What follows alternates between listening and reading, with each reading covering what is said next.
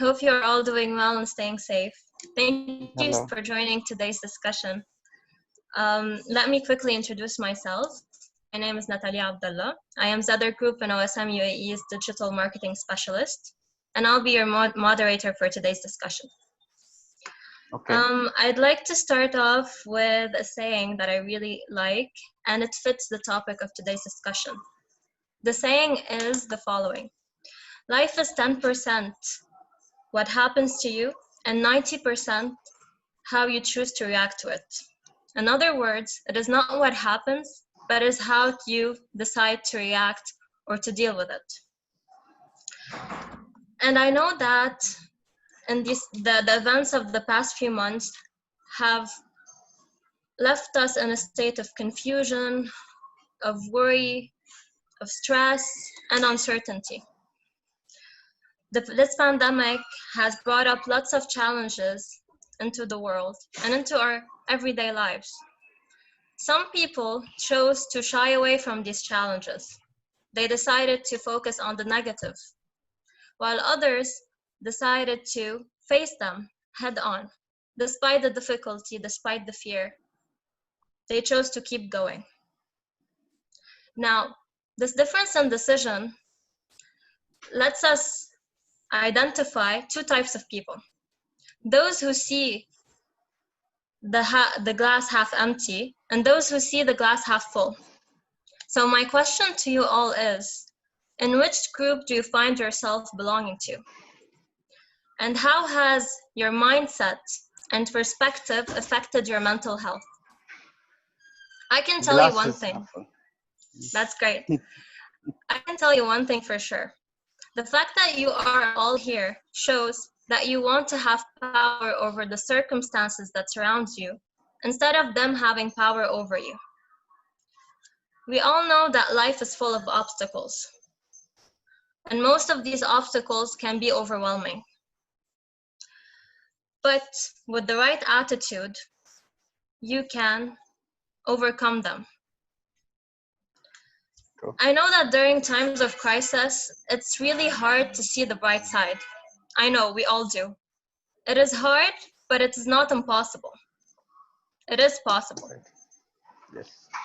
And it is when you develop this way of thinking of things in a positive manner, you're gonna have more fun in life. You're gonna be less stressed. Life is gonna be easier. Thing is that most of us are so busy worrying about the things that we can't control, and that gets us all stressed, all worried, or anxious. Instead, what we need to focus on is what we can control, and our attitude, mindset, and perception is what we can control. So now I'll leave the floor to Mr. Sadiq Al-Assad, Zeder Group and OSM UAE's very own CEO, to give his take on this subject. As a small reminder for everyone, this discussion is gonna last for approximately 1 hour, 1 hour and a half. If you have any comments or any questions, please leave them in the comment section down below, and they are gonna be addressed throughout the whole conversation. And I would suggest if everyone could mute themselves so that we could hear each other clearly, unless you want to speak. So thank you everyone for being here, and Mr. Sadiq, it's all yours. Thank you, Natalie. Thank you. Very good introduction. Thank you. You really nailed it to the T, as we say. I 100% I agree with you. We always confuse perception with reality, and most of us don't really. We always think that perception is the reality. Well, the reality is something. Our perception of it is something else. Let me explain a little bit more. Let's imagine you're having the most important interview that you had in your life. You're going for an interview. It's the third interview. So you passed the 3 levels first, and you're going to meet the final interview, the owner or the CEO of the company, and you know that you're gonna get the offer today. It's the best company that you've always dreamt of being in, And even the role, it's the sexiest role that you always wanted to become. It's 2 levels higher than the role you're occupying right now. So you're really in an eager and enthusiastic to go to the interview and be there on time. So of course you're all well dressed, you're driving, and on the way, some driver comes on the back and bumps you in the car. So you have 2 options here. One option that I most of my life I was doing is get down from the car. You stupid, you did that, you didn't see my car. How big do you want the car to be so you can see it? And then you go into a quarrel with the guy or the driver, guy or man or woman, and you wait for the police to come, you do the police report, and then you go to the interview. How would the interview go? Exactly, that's one. Now imagine, okay, the same scenario, the driver bumps you from the back, and then you look at your watch, okay, I'm gonna be late. You come down from the car, you look at the driver, okay, no one is injured, thank you, all right, okay, things happen. Please call the police, I'm gonna call, I have an important meeting, I'm gonna call there, tell them that I'm gonna be half an hour late. You finish your paperwork, you finish the police report, and then you go to the interview. As calm as possible. I'm 100% sure on the second one, you will definitely nail the offer that you want. This is what happened. This is all about perception. The accident, it happened. In both scenarios. It's our perception of the event that happens in our life that that determines the outcome that we're looking. We will always have events in our life, good ones and bad ones. And it's how we treat these events that will determine the outcome where we're getting. Look, events will create, when an event happens, we will associate a meaning with it in our brain. The meaning that we associate with the event is going to create an emotion. The emotion that we're going to have will determine the outcome. So in the taxi driver guy first incident, if the meaning that I associate that this guy is here to make sure that I'm gonna be late on the interview so I won't get the job, I'm gonna have an emotional reaction much more different than if I interpret it as, yeah, okay, he was on WhatsApp or he was not looking or whatever, and then accidents happen. And a lot of people in life, all of us in life, we confuse these 2 things. Successful people are the ones who really are able to know that their perception of events, their perception of things is not always true. It's like a map.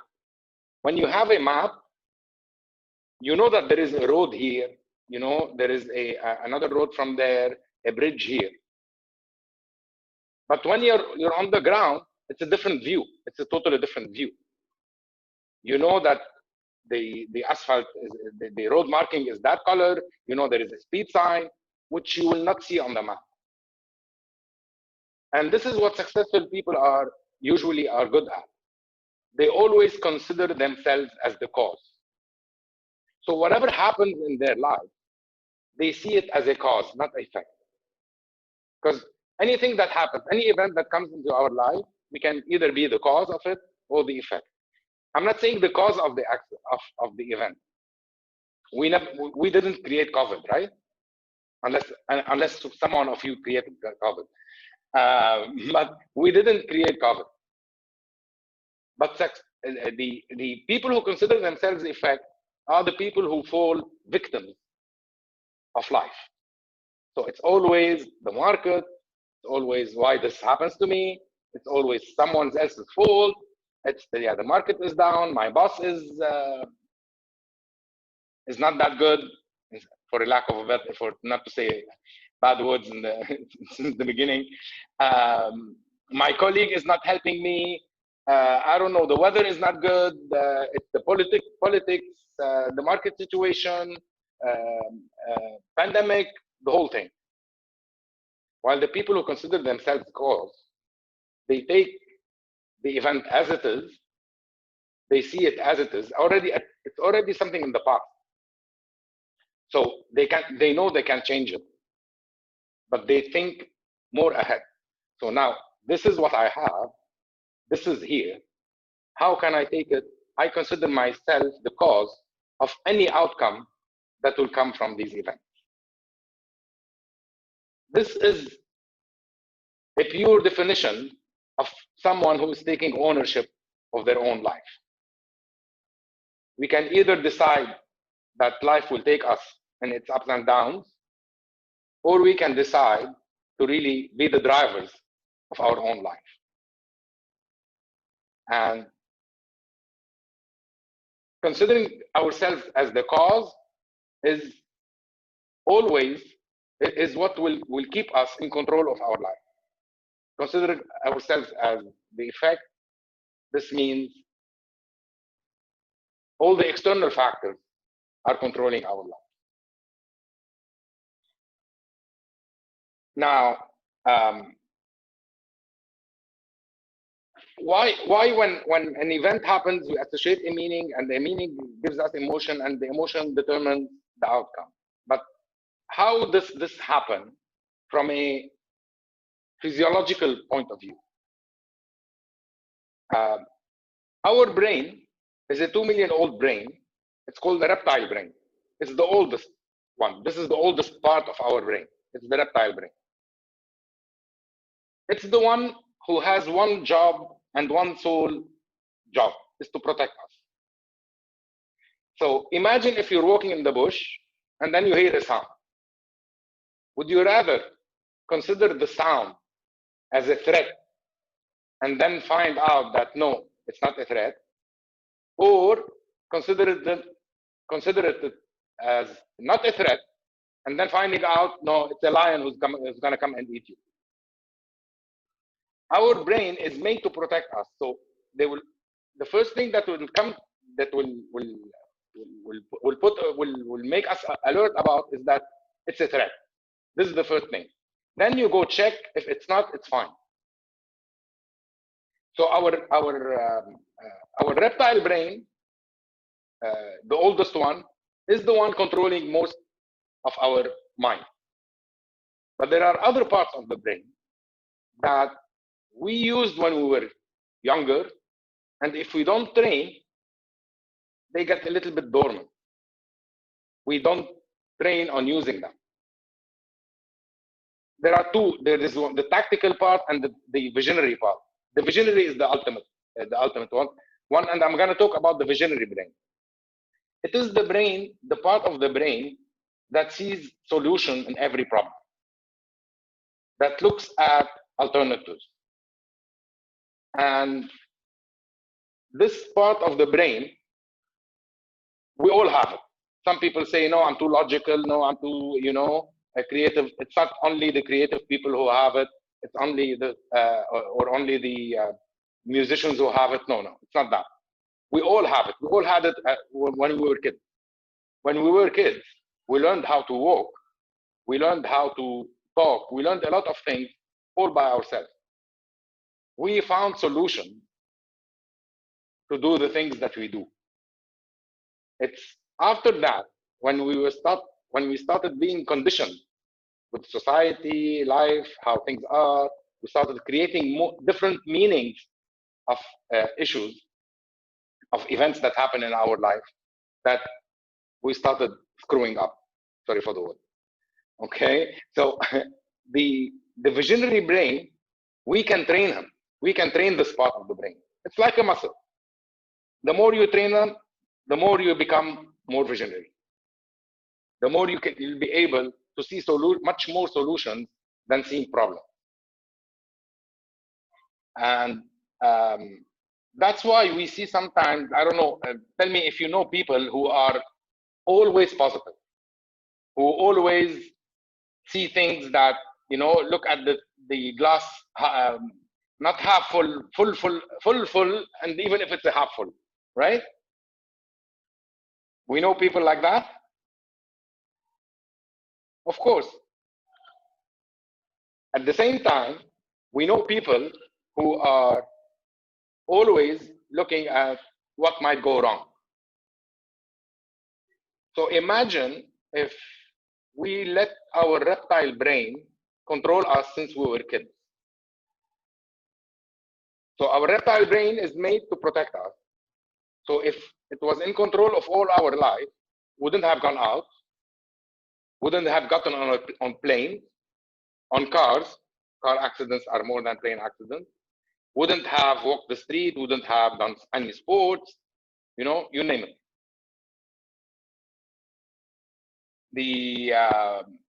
The second part of it's the visionary brain that help us really see solution. Now, to be able to see solution, it's very important to understand the emotional scale that we're always at. And Natalie, do you mind if we can share the emotional scale slide? By the way, if anyone has any questions or anything, please, it's a discussion. I mean, I'm going to talk for another 5 minutes or so, and then we're going to discuss more what's happening. I can see the chat's interesting perspective. Yes, thank you, Noor.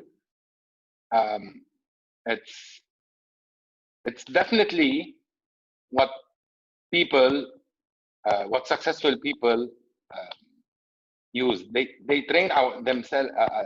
They train themselves into seeing and understanding the emotional scale. Natalie, do you mind if we share the emotional scale, please? Yes, of course. Yeah. I thought you didn't hear me the first time. No, I did. Yeah. This is the emotional scale that when we do training for CEOs and business owners, this is what we train them on.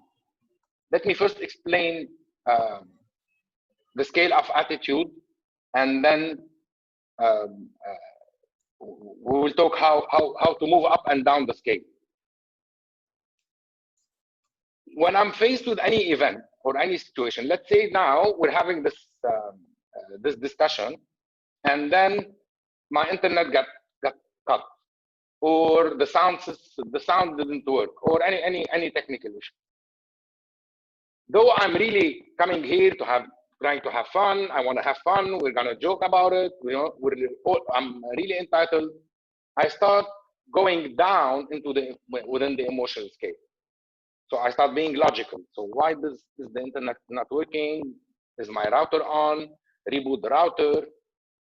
But then if the problem persists, the tendency is to get disinterested, you get bored, you start getting hostile, furious. What the heck? Why this is happening? It always happens to me.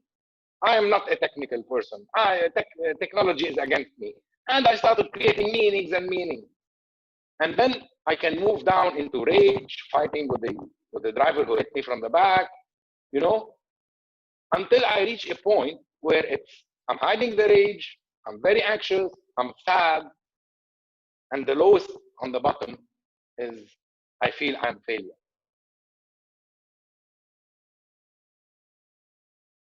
Now, all of these attitudes have nothing to do with the event. Still, the internet didn't work. Still, my connection is not working, right? So, all of these are perceptions and meanings that I have put in my mind on why the internet is not working.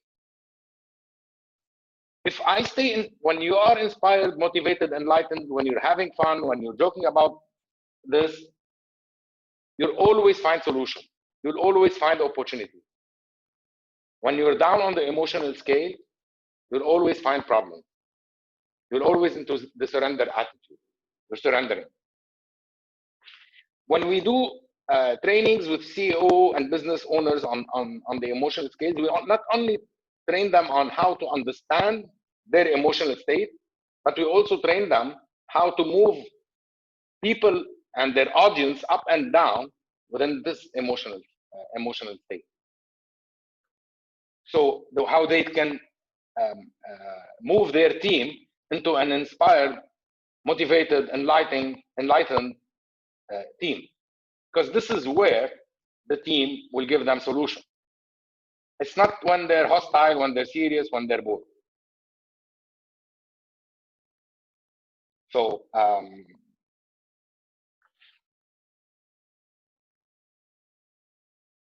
it's the emotional scale that count. I think we can remove it unless anyone has a question on the emotional scale. Yes, there are a few questions. Mr. Gopi, he said that he would love to hear about how you're adjusting your perspective for your own organization, for Zeder Group, and how has it impacted the organization, primarily the impact on our team bonding and how our team bonds and everything. Good question. Shall I answer it, or anyone from the team would like to answer? Let me tell you the steps that we've done when the COVID started. Actually, we missed the COVID time, the lockdown time. At least I missed the lockdown time. I don't know if the team does. When the lockdown started, I can't tell you that from day one. No, of course. But we started like thinking, okay, so we're in lockdown. We don't know when it will end. We have no visibility on what the outcome would be. So how can we take an opportunity? How can we turn this situation into an opportunity?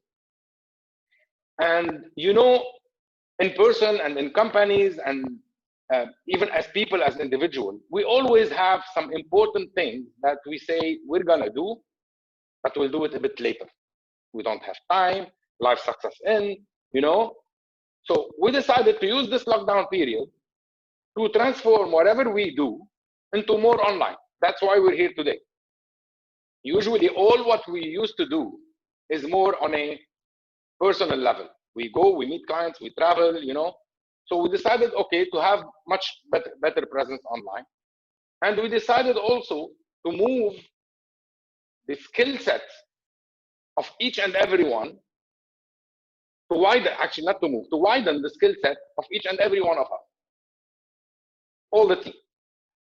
And we decided so we took this situation and transformed it into an opportunity.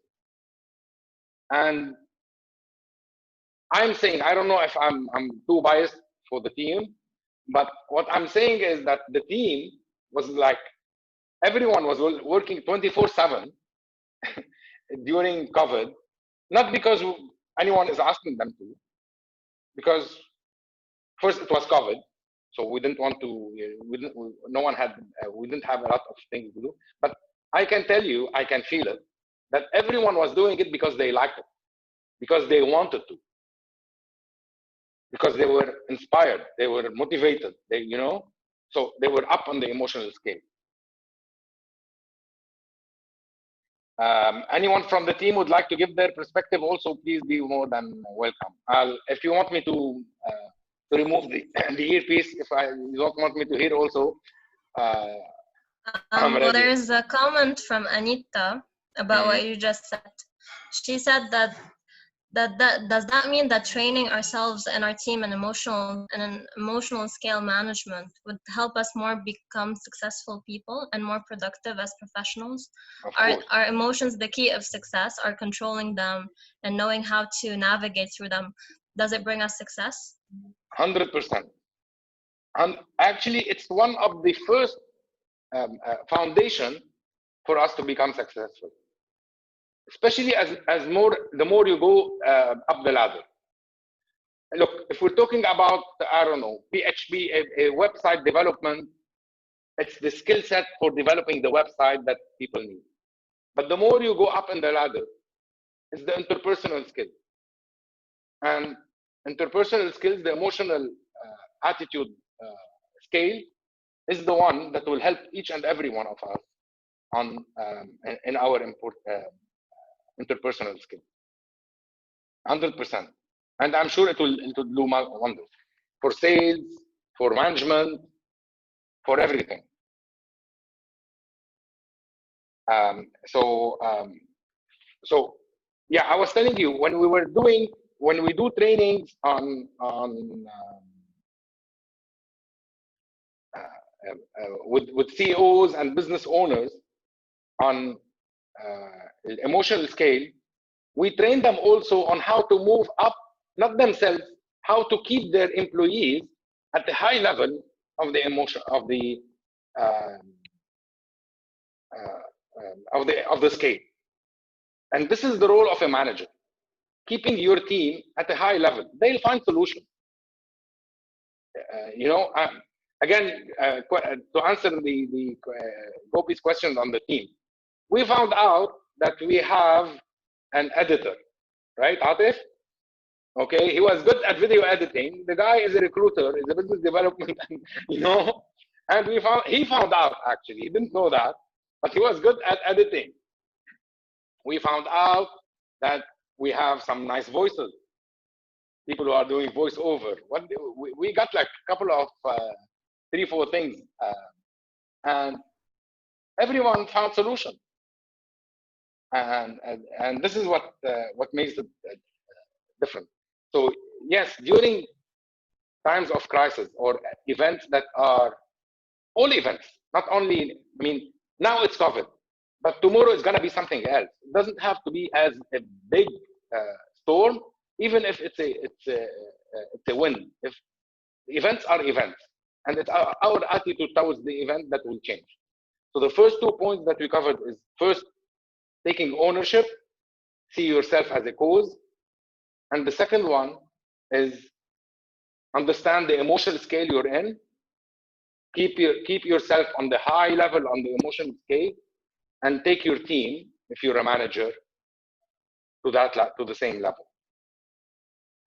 The third thing that we need to do is to focus on outcome.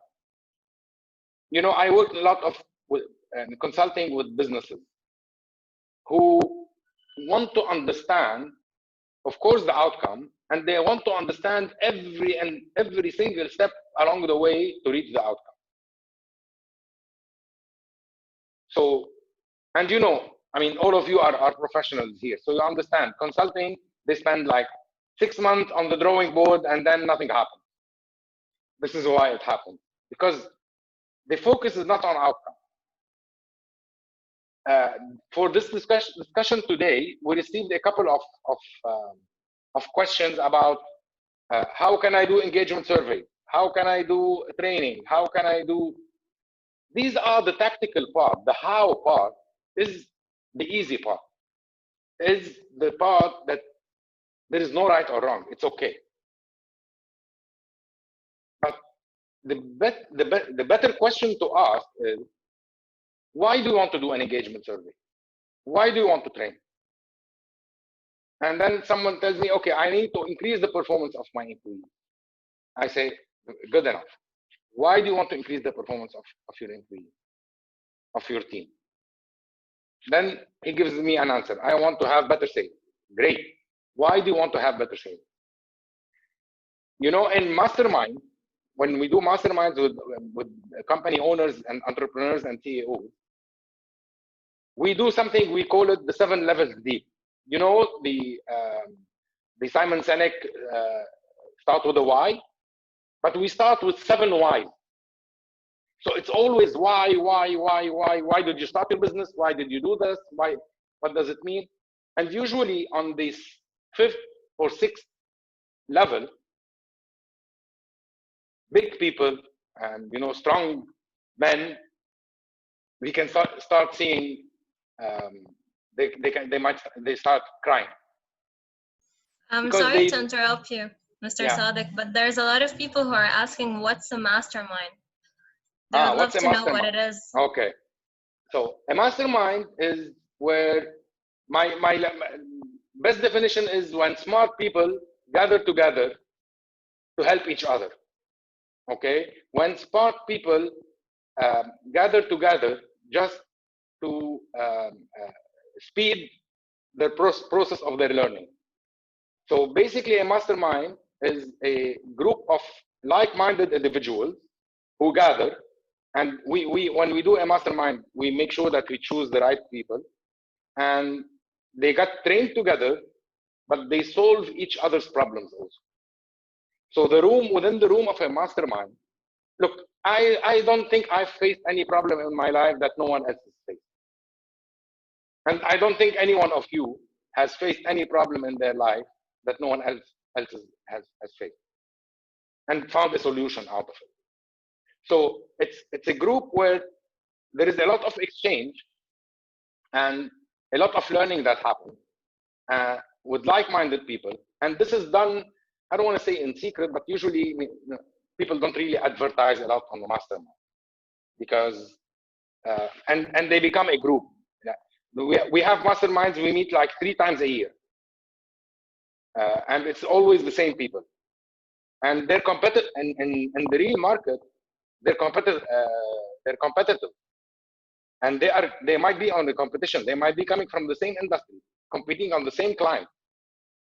But during the mastermind, it's a different ballgame. So, so this is the mastermind. So I was saying, when you do masterminds with these, we do the 7 levels deep. It gives the owners, the entrepreneurs, the manager, whoever, depending on the mastermind, the clarity they need to see things as clear as possible, that they can really go and focus on why they need that, why they need to train their employees. It's not to give them training. I get a lot on training, I get a lot, yeah, to motivate them. Training doesn't motivate. Transformation does. I mean, I'm sure we've all attended, okay, we go, we spend a nice day, we eat nice food, we meet nice people, and then we go back home, nothing happens. And again, this is why mastermind help giving accountability. We follow our people on the mastermind. We make sure that they transform and they apply it on the business. So I was telling you, before asking how can I do this, let's try to identify what is the outcome that I'm looking. And once I have the outcome, I need to do 3 things. First, once I decide on the outcome, first thing I need is to take action. I'm not saying taking action blindly, but don't overthink about the action. If you're going north and you start off going a little bit northeast or northwest, it's not a difference. It's not a big deal. You're going towards the north, as long as you don't start going south, right? And this is what's important. So if your outcome is to go north, you don't have to be really in, a straight line to the north. Once you take action, then at some points you start measuring. You start checking your GPS. So where am I now? And then you decide how to adjust. So I need to go more east, more west, more left, more right. This is how successful people decide. They're courageous enough to take action without even knowing every single detail. And this is especially true during times of crisis, because crisis creates uncertainty, right? So we don't know what's going to happen. Uncertainty creates blurry vision. We don't know what's going to happen. Blurry vision is going to create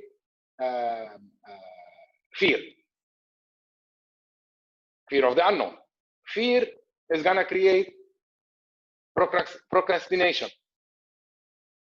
Procrastination is going to create, yeah, okay, I'll think about it tomorrow. Let me binge on Netflix now.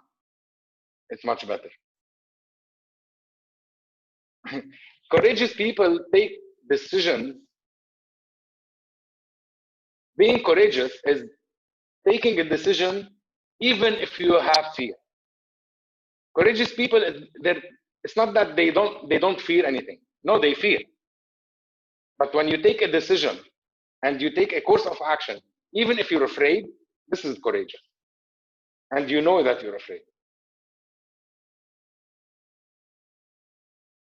So when you do these steps, when you start taking, defining the outcome, and then taking action, and then adjusting, this is where I will reach my end goal.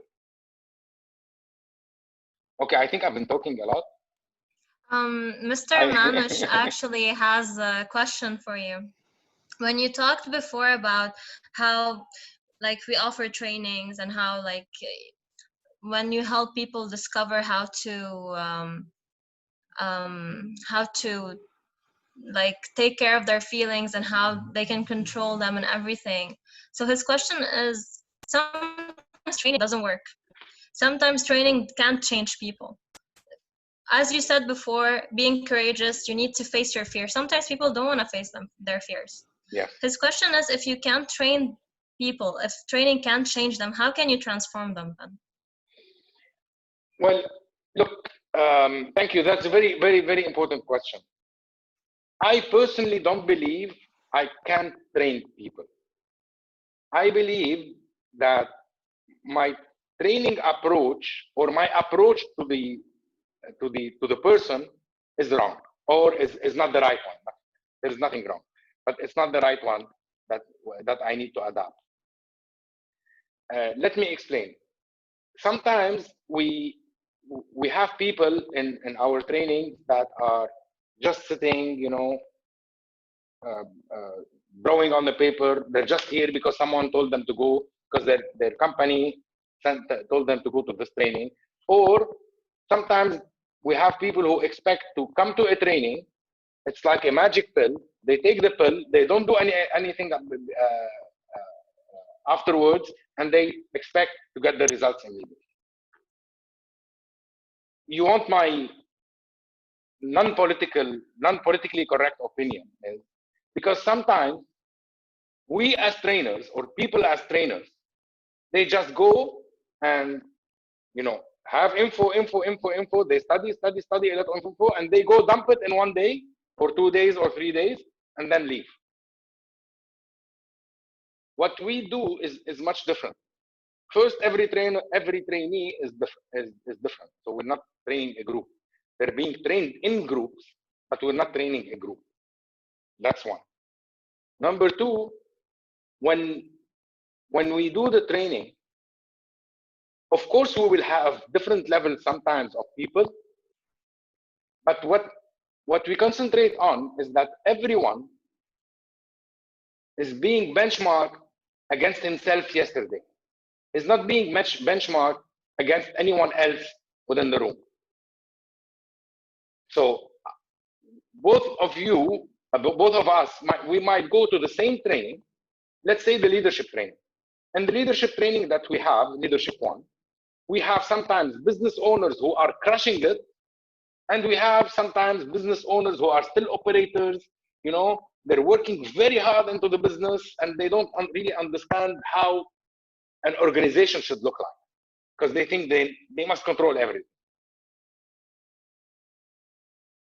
If we benchmark them together, the second one is going to be frustrated and then is not going to get any transformation or anything out of this thing. However, if everyone is benchmarked against himself, so the first one who's really crushing it, now he needs to really look at the proper structure. He really needs to look at his own I don't want to say mishaps, but his own areas that he needs to improve on the leadership level. While the second one, he needs to concentrate on his own also area. So this is where you work with each and everyone. You hold the hand of each and everyone for them to get the transformation. That's another one. And the third thing that we do is all our trainings are full of exercise. We do lots and lots of exercise. Sometimes the exercises seem bless to the trainees. But they're very important exercises for them to achieve the results that they want, they deserve, and we want to achieve. This is how we make sure to help them. I hope I answered the question.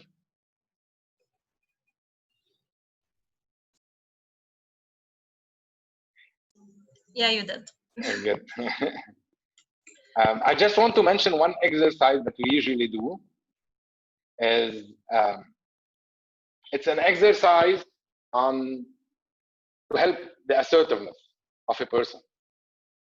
So two people sit together, facing each other, and with a 1 meter. Now we have to make it 2 meter for the COVID distance between the chairs, and they have to look at each other just like that.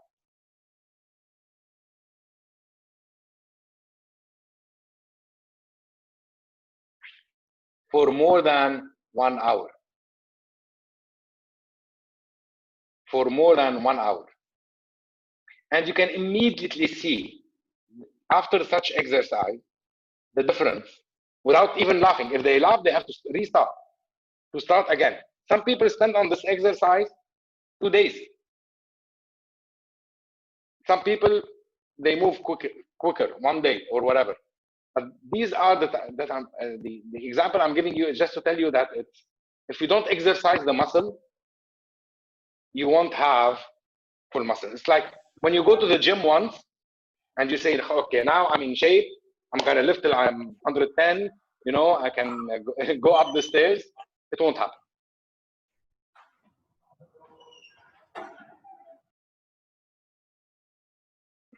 Okay, I just wanted to add that there is any more questions?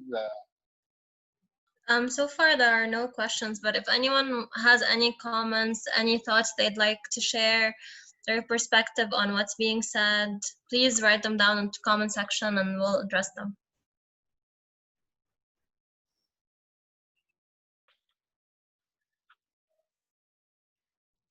Can someone share with us what would be the dilemma that you're facing, or what would be the issues that you're facing?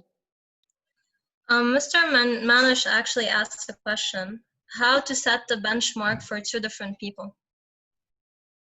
Easy, my friend.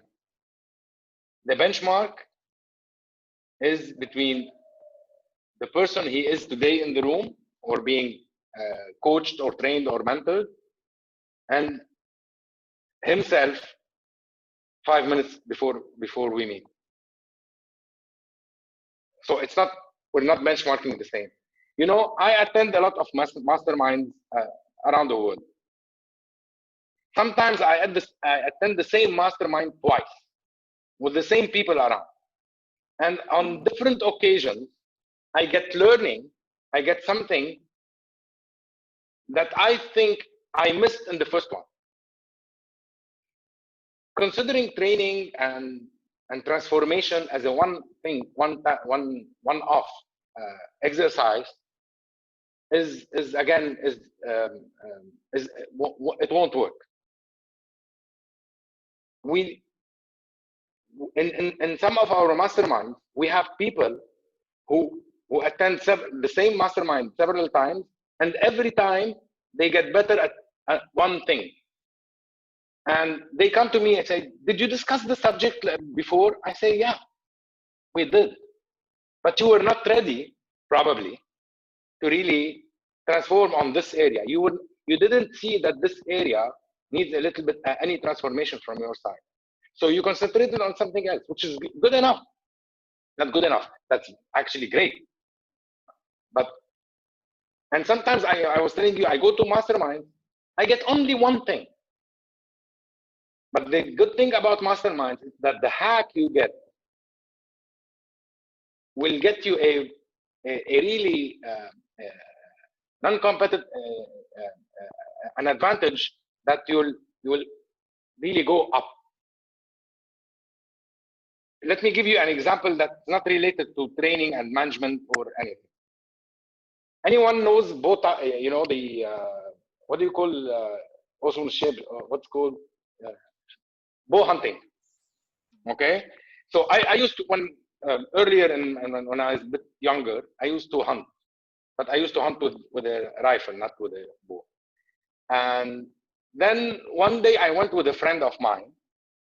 He told me, let's go bow hunting. Have you ever tried it? I said, no, I don't know how it is, how it works.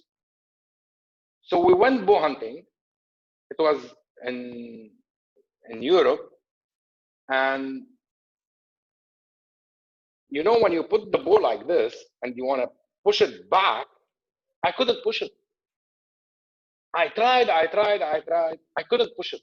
You hold it like this, and because it's so, it needs to be really, we were hunting pigs at that time, wild pigs. So it has to be really strong. I couldn't push it. So you know what he told me? Okay, stop. Yeah, can you see my hand? Okay, don't put the bow like this and try to pull it. Bring the bow to you. Hold here and push the front arrow of the bow. And I did it, and it was as easy as that. I was trying, you know, it didn't work. It tells you, no, bring it here, hold the arrow from the back, and then push it. Don't pull. These are the hacks that you get from people who have done it, from the experiences of people who have really done whatever they're talking about. And this is the difference with educational. When you're learning from people who understand the concept, but don't really understand, they know, they have built the tire, engineers who have built the tire, they know how the tire works, but they have never tested the tire on the street. While learning from people who took the tire from the engineer, tested it on the street, changed it, model it, they know that it goes like 120, you know, 110, whatever, and this is knowing the experience. One of the countries that I like, that I've never visited, and I think, I have a couple of countries, but one I really want to visit is Japan. It's mysterious to me. It's not, I don't know if I like it or not, but it's mysterious to me. And I like to go there because I think they have a different culture than from the ones that I have seen already. I have visited a lot of countries, but Japan is not yet, didn't visit yet. If I read about Japan from now till the coming 10 years, do you think that I will understand Japan? I will know Japan? No. I will know information about Japan, but I will not know Japan. To be able to know, if you really want to know Japan, go and live there for 2 months. Don't read about it. You know, don't study there. You know, don't go to the encyclopedia and go live there. This is when you really get to know the country. And the same thing applies in business and in management and in our dealing with people. All of this. I think there was a question that bumped into my head, or was it a comment?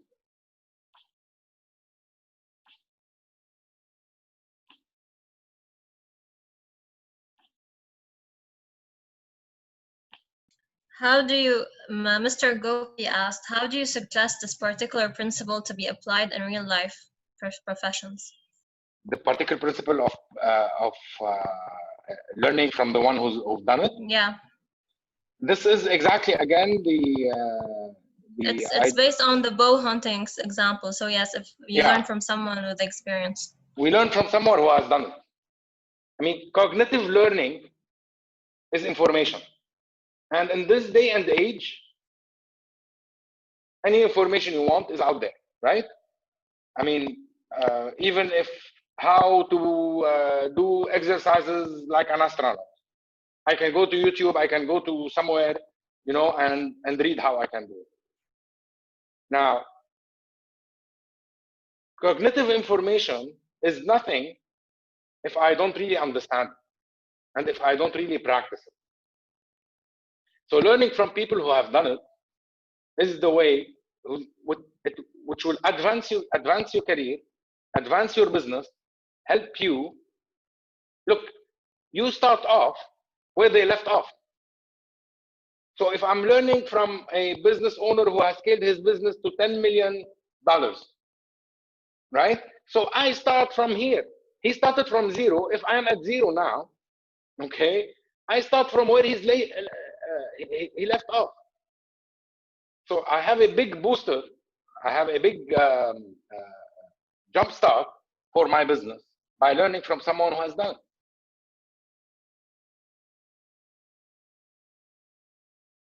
So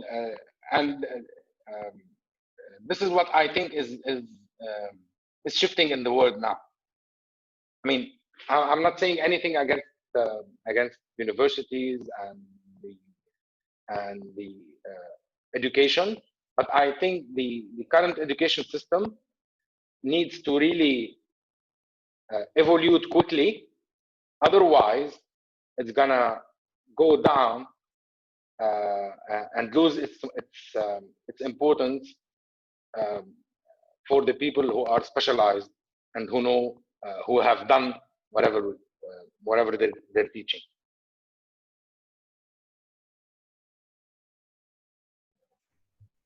I agree with you 100%. Yeah. Mr. Gopi thanks you for your perspective, and he says that it's always interesting to listen from leaders on their thought chain. Thank you. Thank you, Mr. Gopi. Um, Does anyone have any other questions they'd like to share with us? I have a question, if that's okay. To me or to everyone? To you and to everyone who wants to join in. So basically, since we're talking a lot about how to manage our emotions, because it's the key for success, as we said before, my question is, it's very difficult to do, especially if you've been spending your entire life thinking in a certain way and acting in a certain way. Now, should managing your emotions be taught at an early age? If you're like young, you can easily be able to manage your emotions because you're still young, you're still open. But when you grow up, you become an adult, it's going to be harder for you to change your perspective because you're so stubborn. You're more stubborn than usual. So my question is, how is it possible? Like, how can an adult actually change their perspective? It's way harder than if you're young. And when should we start learning how to manage our emotions? Because it can help us a lot in the future as well. Very good question. I agree with you 100%. Now, this is my opinion about it. Of course, the younger we are taught how to manage our emotions, the better that we become. You know, and the better we can keep on improving all our life. This is what's important. I mean, there is no one point that we have, Sadiq is managing his emotions at 100%. No, it's a skill that you keep on improving. It's a full journey. The issue is with this is that the system needs to change. It will change, but it will take a lot of time to change. Parents are not trained to become parents, right? So if any one of you is a parent, I mean, I was a parent. I shouldn't have been a parent at that time. I mean, I'm kidding. But I mean, you know, I was still as crazy as I was when I was not a parent. Then I started learning how to deal with kids.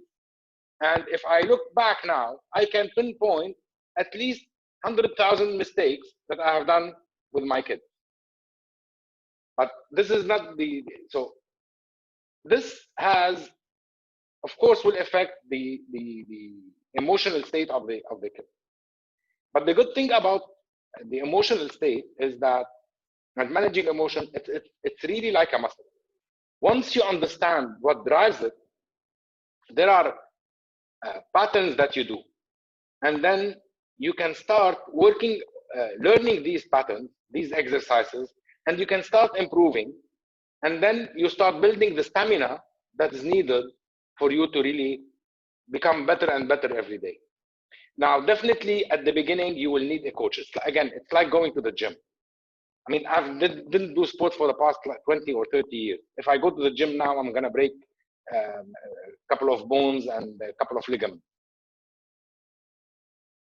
When I decide to go to the gym, I'm gonna get a coach to help me achieve the results that I want.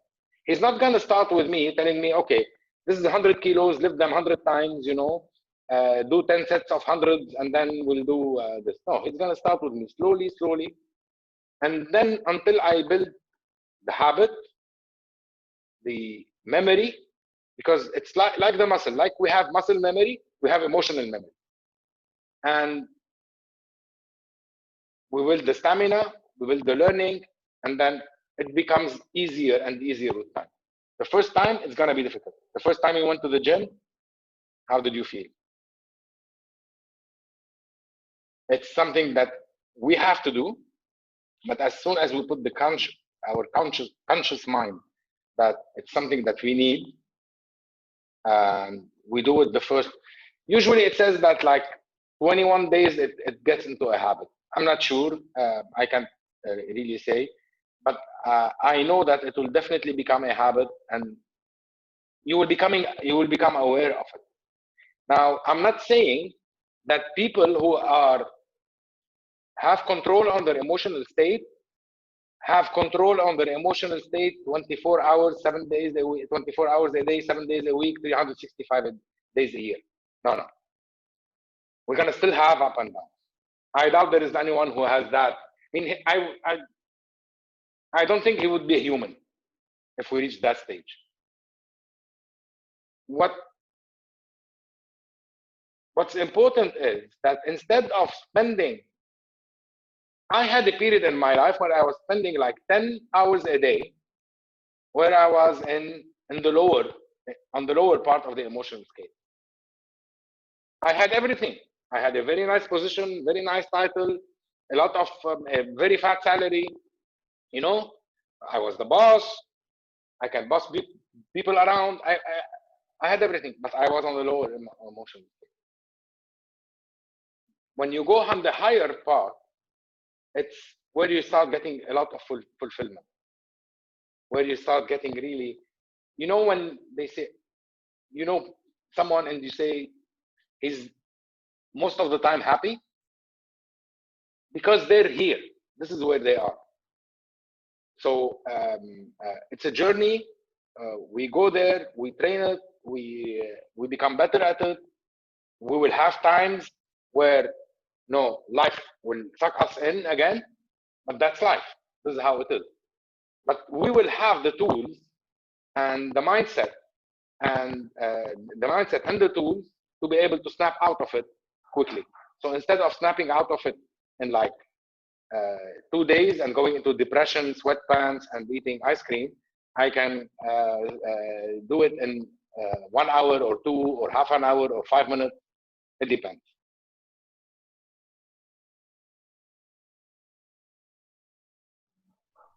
So this is the beauty of it.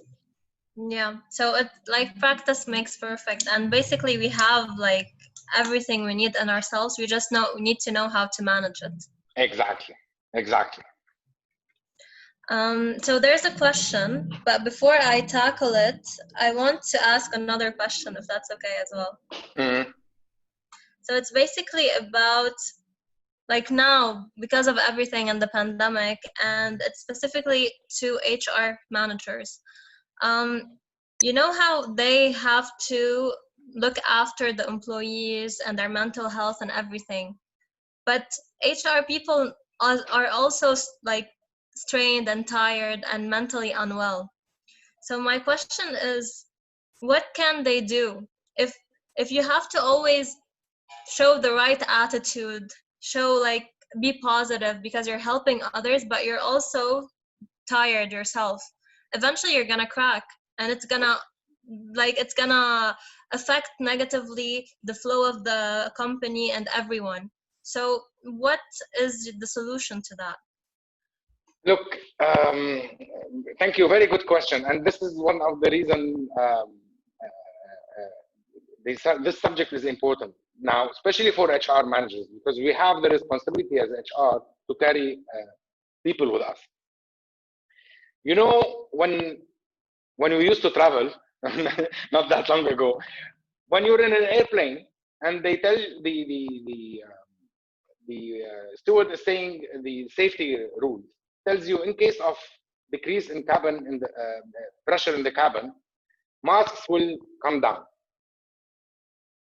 What's the next sentence? Put the mask around your mouth and nose before helping children and elderly. The same thing applies here. First, we have to take care of ourselves. If I don't take care of myself, I cannot take care of anyone.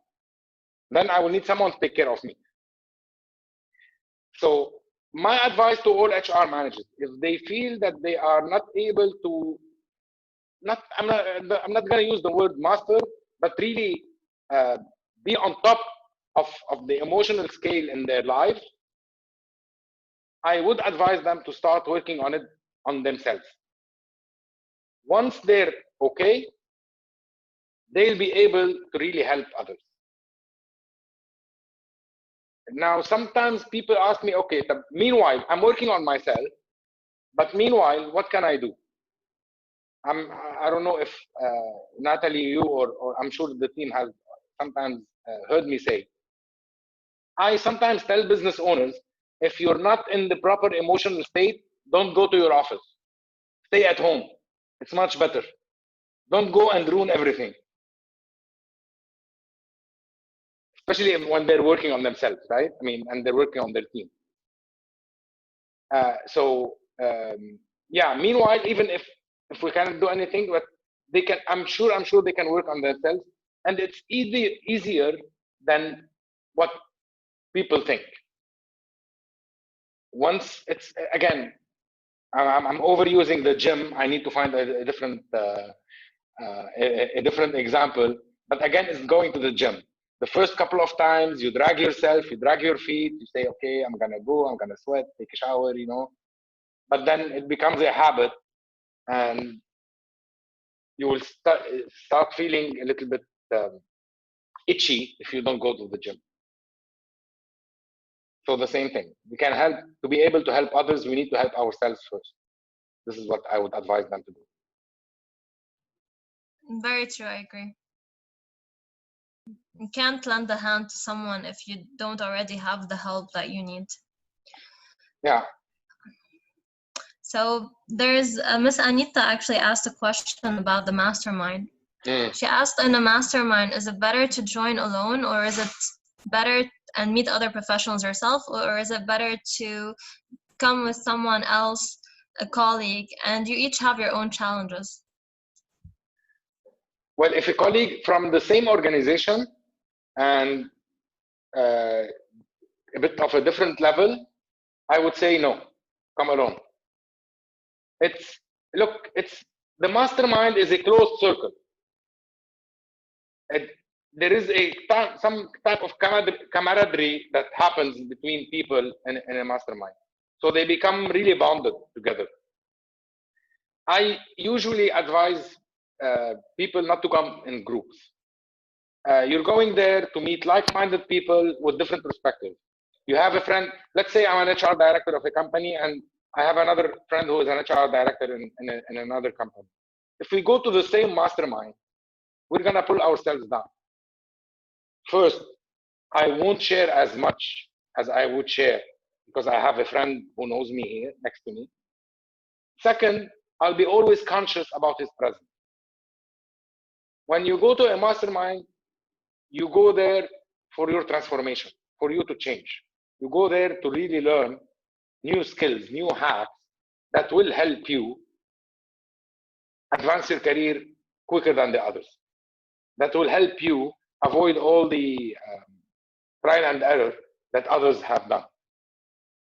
So I personally wouldn't advise two people to come from the same organization or two colleagues to come.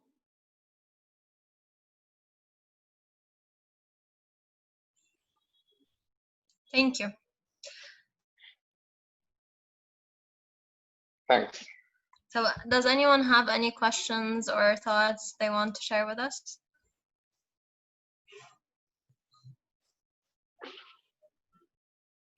Okay, let's sum it Yeah. up a little bit. If you can put the Yes. so the emotional scale,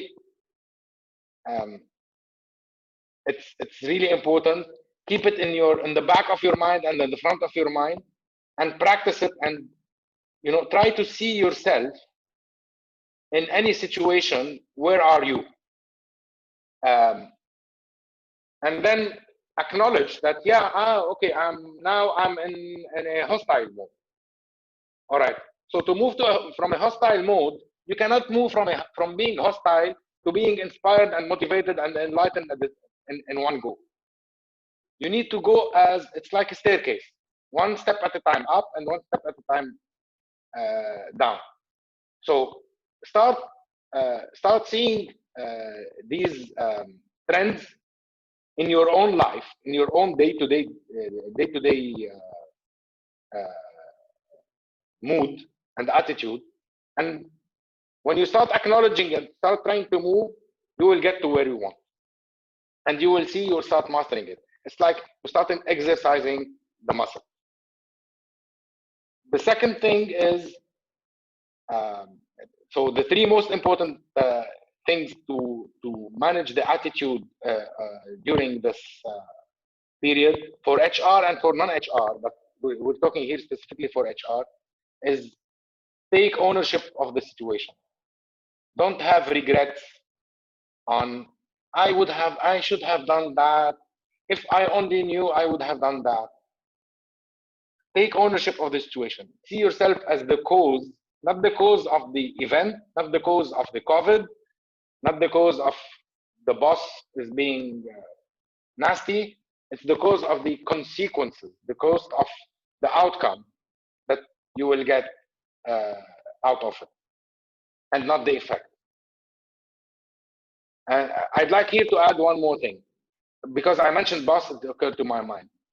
We are facing in our lives a lot of toxic people, of negative people who will pull us down. When you face these guys, take ownership. Here, don't take ownership trying to change them. Take ownership, say, okay, I won't let them spread their negativity on me.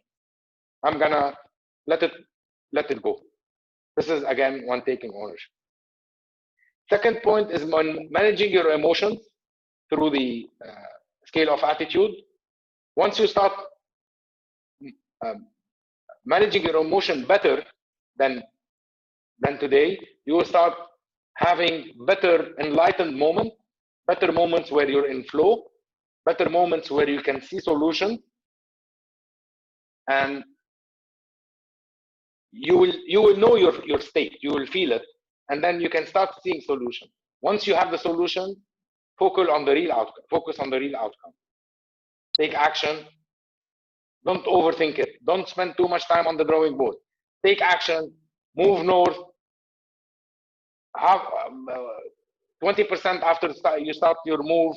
Just measure, how am I doing? Can I improve? Can I fine tune here? Can I do better? And then adjust your course. This is to me what I think is a formula for success, formula to be able to take ownership of your life, to move your life from where you are to where you want to be, not only as an HR leader, but also as a person. Because all what we talked about today about the attitude and mindset works on our professional life, professional career, works on our personal life, works on our family life, works on our financial life, the whole thing. It's all interrelated. And if you like to know more about our discussions, we'll be having much more discussions, as we said, that we're transforming into becoming more online. So you can follow us on LinkedIn, Facebook,